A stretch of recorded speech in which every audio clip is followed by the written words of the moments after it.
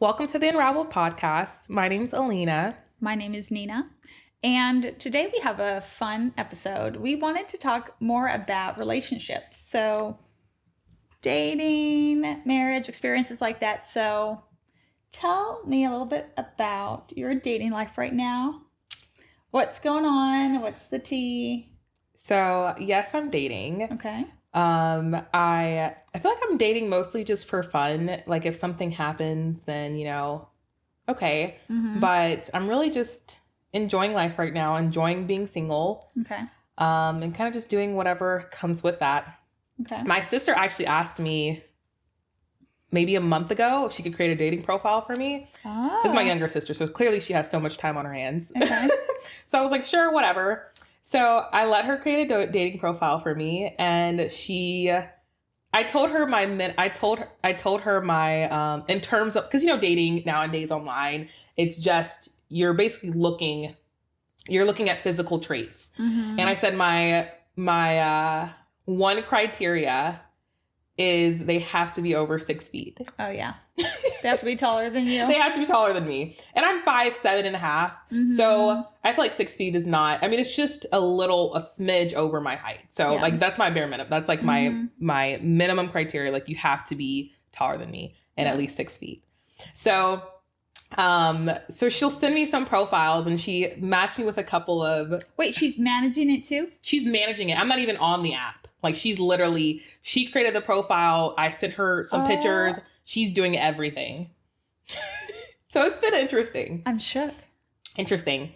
So she interviews them. It's hilarious. She interviews them. She has a list of questions she asks them. Okay. And if they don't meet the criteria, then she nixes them. But if they do, then she transfers them to me. It's been hilarious, but it's been so much fun having her do this. So the first guy, she's like, hey, I've got someone ready for you. And I was like, okay, is he over 6 feet? She's like, oh, I forgot. He's 5'3". No. Yes. And not that there's nothing wrong with someone being under 6 feet, but for myself, I have to date someone who's taller than me. It's just my preference, and it's my mandatory preference. Mm-hmm. And her and my other sister were talking about it, and they were like, Alina, well, he could be the perfect guy. Just give him a shot. And I said, oh my gosh, okay. So, we started talking, and I just couldn't get over the height difference, and so I kind of just ghosted him. Yeah. So, second guy, he is 27. Okay. And I actually made it on a date with him. Okay. And that one was interesting. Okay. Tell me more. We had a lot of conversations before we went on a date. Everything was great, smooth. We get on the date, and the check comes, and he says, "Do you want to split it?" And I was like, "No." I said, "You said no?" I told him no. I want to be you when I grow up.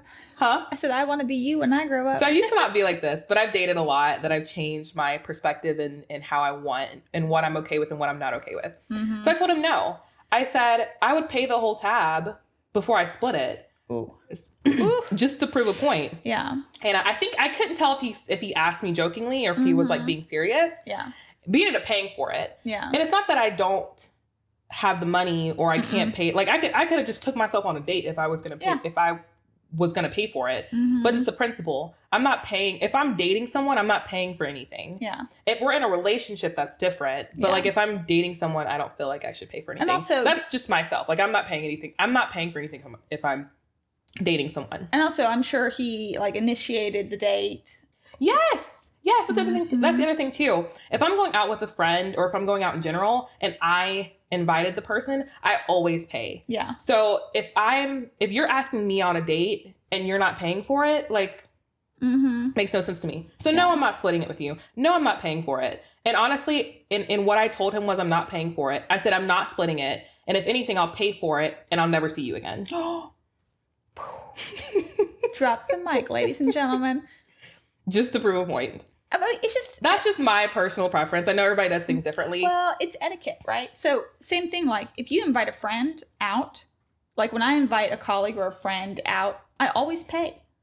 It should be true across the board, regardless of if it's professional or dating. Agreed. That's so crazy. Yeah, especially if you're asking me out. And that's just my personal preference.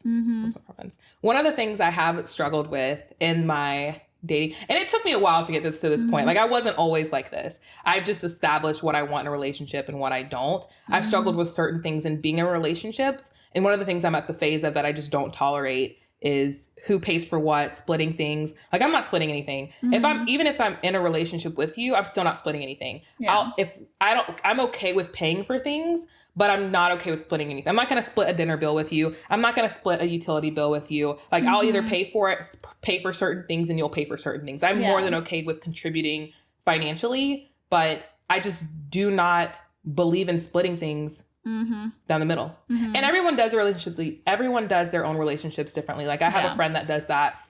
I have some friends that don't do that. I have friends whose partners pay for everything, and that's fine. Like, I want to contribute financially in my relationship, but I'm not going to contribute financially by splitting every single item.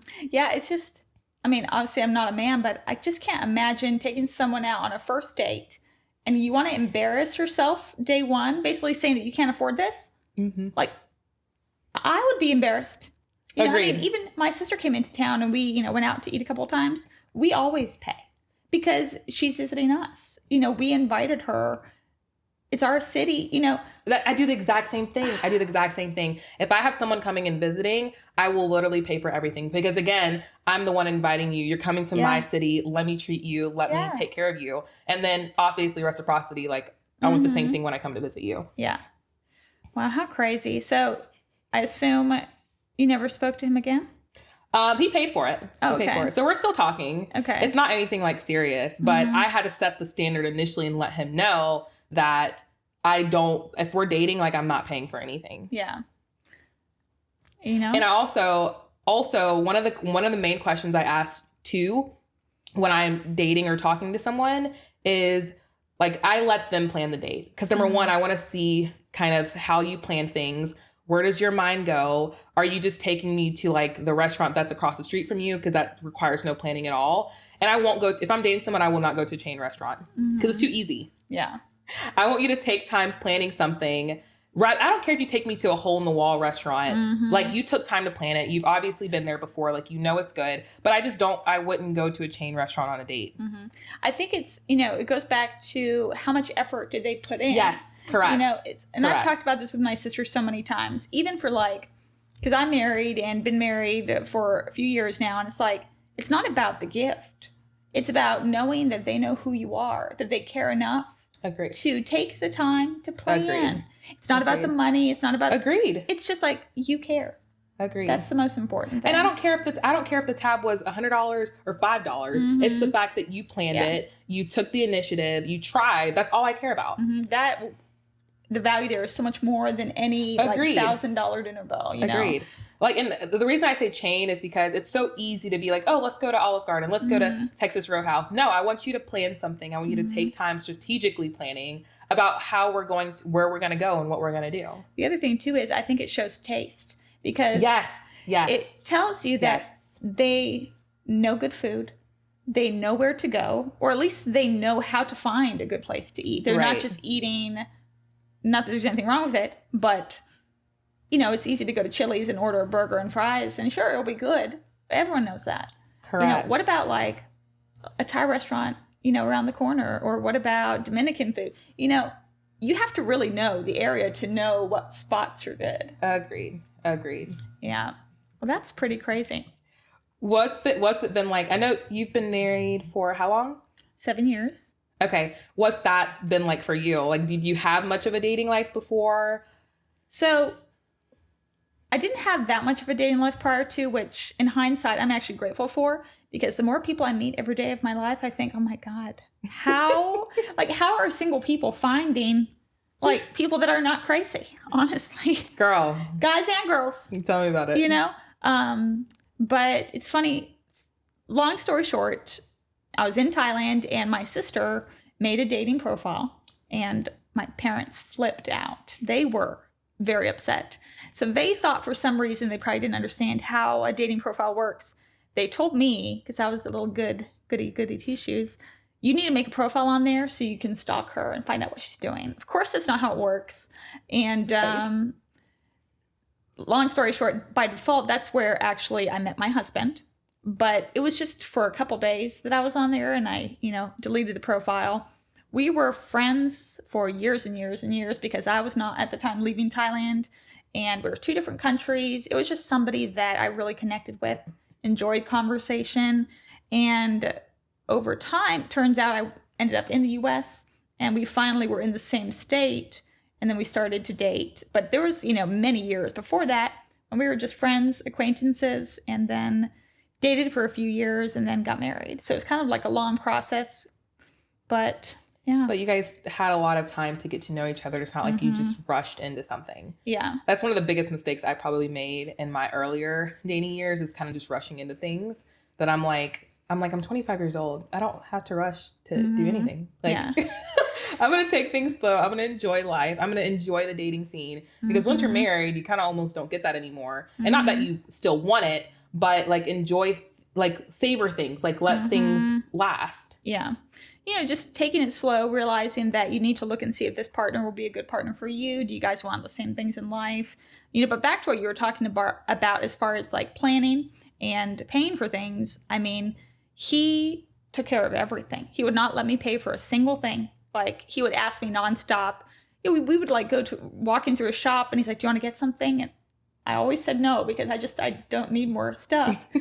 But that was one thing that I was really impressed by. He was very much a gentleman. Right. He didn't want me to pay for anything, and he would travel to see me.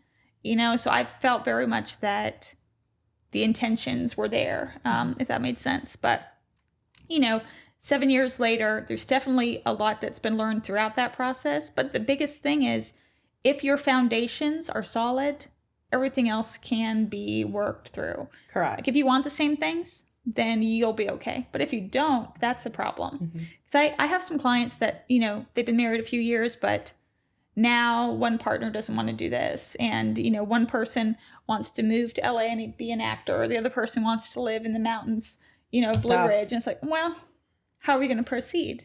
But tell me more about this profile. I'm very curious. Okay, so you basically have this manager that kind of screens people for you. Okay. This is fresh though. I've only went on 2 dates. No, I've only went on 1 date with, I've talked to 2 people that she screened. Okay. 1 date with one of them. Okay. So tell me how you feel about the screening process. Is it saving you time? I mean, sure. She's went over her questions with me, and I've okayed them. Okay. And some of the questions she'll ask is do you want kids? How many kids do you have? Or do you have kids? Because she already knows that it's probably not in my cards to have kids. That's not really a priority for me. And I'm okay with dating someone who has kids, but it just depends on how old they are. Yeah. So those are some of the questions she asked. And where would you take a lean on her first date? Because she knows I'm very particular. What are your goals? What do you do for work? Just some basic things. I let her only ask a few questions because some of them I kind of need to ask. Yeah. So interesting. Yeah. It's been very interesting. She could turn this into a business idea. I know. She does a really good job. She really, really should. She really should. My mind jumps to that immediately. She could do a matchmaking service where she's basically there's companies that you pay a fee to, and they help you hire somebody. They do all the grunt work of the questions and the screening. Right, staffing company. Yes. Yeah, to see if this person even meets the criteria to get an interview. Right. That's literally what she does. Yeah. Literally what she does. Yeah. And some people she'll go through the interview and they'll just stop talking to her because they're so sick of all the questions. But they're not. They're not. They were not a good fit. Right. And that's okay. So it's definitely been interesting, but it's been fun for sure. I really enjoy dating. It's fun. You get to meet different people. You get to see different personalities. It's very interesting. I went on 1 date. This was probably 5 years ago or so. It was a long time ago. I also, when you're dating, you're learning things as well. One of the things I have learned since that one is that you call a person or you FaceTime them. Really, you should do both before you meet with them in person. Yeah. I ended up meeting this guy on a date, and he did not speak English. And I didn't know he didn't speak English because we only texted the whole time. So he was probably using a translator of some sort. So I would have never known he didn't speak English. So the whole time of the date, all he could say was, you're beautiful, you're so pretty. And I'm like, there was no substance to the conversation because he didn't understand English. You could use a translator. I guess I could have, but I would have preferred, talking to someone in English. Well, she should add that to the questions. Do you speak English? I haven't had that issue since, but that was definitely an interesting one for sure. Sure. Yeah. It's funny. My sister told me a similar story where there was a guy that didn't speak very well. Luckily she speaks Spanish, so they could go back and forth on that. But if not, it would have been very difficult to communicate. And she was so sad because she was like, oh, he was amazing, handsome, but it's too much work. But some people want to put in the work for that. And that's nothing wrong with it. For her, it was too much work. I had a friend whose now husband, they've been together for a very, very long time. She didn't speak English at the time, but her husband put in a ton of work he doesn't know Spanish, but he put in a ton of work to make the relationship work. That's great. When she didn't know English. And that's amazing and entirely impressive. Yeah. But yeah, you've got to want to do that. And I would prefer someone who speaks English, to be honest. Yeah. I mean, it goes back to connection, right? Yeah. Yeah. Because without communication, you can't have connection. And so even if they're everything in every other way, if you can't communicate, it will present problems for sure. Correct. What are some, when you're thinking of partner in the future, what are some things standard? So obviously there's things like, they have to be preferably a certain height. And, so not much physical. Yes, not physical. What are the non-negotiables that you're looking for in a partner? So one of the things I've really struggled with in the past is, I wouldn't really say finances, but it's kind of in that category. Basically, I don't want to have to, I'm trying to think of the best way to say this. Pay for somebody? No, I don't want to have to change my lifestyle because someone can't afford it. Okay. And that's one of the things that I've really had an issue with. I don't want to change the restaurants that I go to. I don't want to change how I dress. I don't want to have to change what the vacations I want to go on and where I want to stay because the person that I'm dating can't afford it. And I don't say that in terms of they have to make an X amount of dollars. I don't really care how much money they make, but I care about me having to shift or navigate the lifestyle I already built for myself for somebody else. Yeah. Am I making sense? Do they make you and your life better? Or do they kind of take you back? Yes. Because I've had issues with that previously in relationships. And I don't mind supplementing, especially if we're in a relationship and we've been in a relationship for a while. I don't mind supplementing, but I don't want to change my lifestyle. Yeah. Anything else? I'm not changing my lifestyle. There was that communication. One of the things that I really had an issue with in my last relationship is communication. Men say they want a woman in their feminine energy and able to express themselves, but then also that same person doesn't know how to receive those emotions and someone who is capable of expressing themselves. Because I am very blunt about how I feel and I don't hold things in. I think it's very important in a relationship to have that communication and be able to address concerns instead of ignoring them or gaslighting and making someone feel like their feelings are not valid. And what a lot of people don't realize is for somebody to really be in their feminine energy, they have to feel safe. Agreed. They have to feel safe. That could be physically, whatever way. Emotionally, mentally. Yeah, that person needs. Otherwise, they're not going to be in their feminine energy. They're going to be more in the masculine, protecting, providing. Correct. All of that. Correct. Yeah, those are good non-negotiables. What are some that you had? Honestly, now I can list the non-negotiables. At the time, I was still, I think, young, and maybe I didn't think of it in that way. But priority for me was that beliefs, we were on the same page. That's a good one. We wanted the same things. Those two things have always been extremely important to me. That our relational past was the same. That was a priority for me. But honestly, I think as you get older, you change. So it's easy for people to grow apart if you're not intentional. And if that foundation is not right. If I said, hey, I want to live in the woods and he wants to live in a skyscraper, That's, something. Big difference. Yeah. So little things like that, I think, were non-negotiable. And I remember even telling him the conversation was huge, because a lot of people, not guys, because I didn't necessarily date a lot of people, but just friends, associates, the level of conversation was so shallow.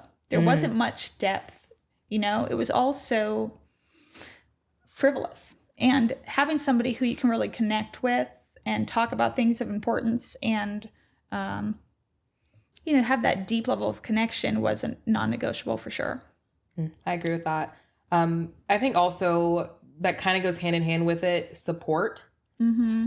And just the relationship in general, no matter what you want to do, that person being supportive. That's one of the other issues I had previously in another relationship. Mm-hmm.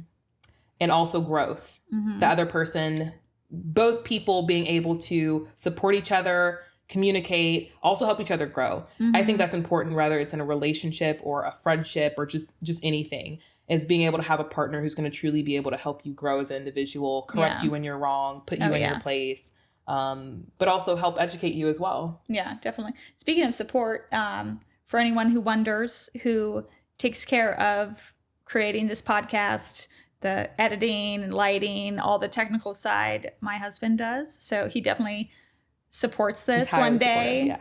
I was like, hey, this is what we're doing. And he said, all right, I'll do it. Which is awesome. Yeah. Which is awesome. And that's the support you should have in a relationship. Mm-hmm. So, well, I think, this wraps us up for the episode, but you're not going to get off the hook very easily. We're definitely going to have to do a catch up, in a few weeks' time to see, who else has been interviewed, who made the date, and sure. This will be a series, I feel like. Very well could be. Alina's dating life. Yes. Well, thank you again for joining us on this podcast. We'll be back next week for the next episode. You can follow us on social media, and you can listen wherever you listen to podcasts.